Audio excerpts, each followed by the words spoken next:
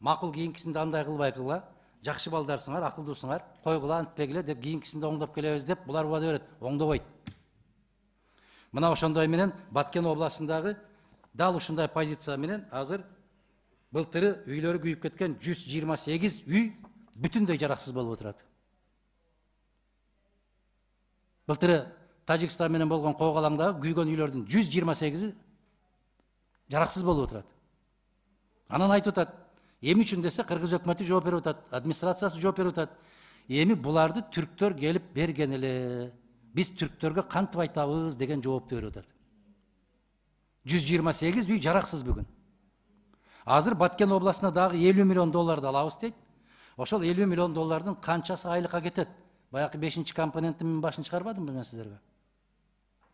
Айлыкка кетет, аудиторго кетет, кийинки консультанттарына кетет. Биз, Чыңгыз Азаматович, принципиалдуулугубузду көрсөтүшүбүз керек дагы, четке кагышыбыз керек. Бул келишим эгерде аларга айырмасы жок, ким аткарат? Биз 100% кыргыз өкмөтүнүн мойнуна жүктөлгөн келишимди алып келсин дагы, ошондо биз колдоп берели. Эки кол, эки бутубузду көтөрүп. Түшүнүктүү. Алхан Кенсенбаевич.